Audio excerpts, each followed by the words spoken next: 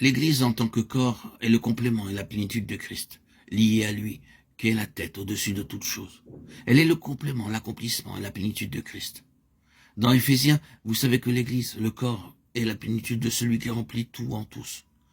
Il est dit que l'Église est sa plénitude, associée à lui, qui est la tête au-dessus de toute chose. Pour illustrer cela, prenons la parole au commencement. Bien que cette vérité ne fût pas révélée et demeura un mystère durant des âges et des générations, cependant, en tant que principe, la vérité du corps y est contenue. Elle n'avait jamais été spécifiquement dévoilée ou mentionnée, mais elle est là. Les vérités sont éternelles. Et dès le début, vous avez le principe du corps, représenté et illustré en Adam et Ève. La femme a été tirée de l'homme et puis amenée à lui pour le compléter. C'est l'Église, le corps de Christ, qui est tiré de Christ et amené à lui pour son accomplissement. Son complément en vue de sa plénitude est associé à lui, qui est la tête. Car le mari est le chef de la femme, comme Christ est le chef de l'Église. Et celle-ci est liée à lui, qui est la tête au-dessus de toute chose.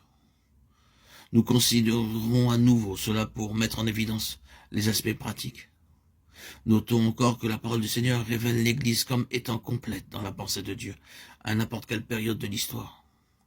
Dans la parole de Dieu, cette question de l'Église n'est jamais traitée par rapport au temps passé, présent et futur. Il en est toujours parlé au présent et comme achevé dans la pensée de Dieu. Au sujet de l'Église, le Seigneur ne parle jamais d'un temps où elle sera complète. Il ne parle jamais de l'achèvement de l'Église dans un temps futur. Quand Paul dit « tout le corps », c'est une déclaration au temps présent, comme si le jour où il l'a écrite, le corps était au complet. Il parle de maintenant au sujet du corps tout entier. Tout le corps bien coordonné, formant un solide assemblage déjà en ce jour-là.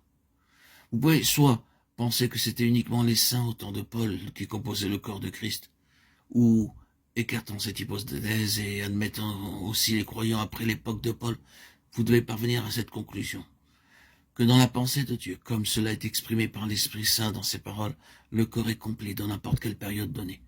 Cela vous ramène de nouveau aux paroles des Éphésiens, avant les temps éternels, quand Dieu a réalisé le corps dans sa propre pensée. Ceux qu'il a connus d'avance, il les a aussi prédestinés. Dans l'éternité passée, la chose était complète, et cette perfection dans la pensée de Dieu existe à tout moment et dans chaque période. Nous allons plus loin et notons que le corps est là pour présenter Christ, le faire connaître. Tout comme un homme s'exprime par son corps, ainsi Christ s'exprime par son corps. Et la fonction suprême du corps, celle qui englobe tout le reste, est de manifester Christ.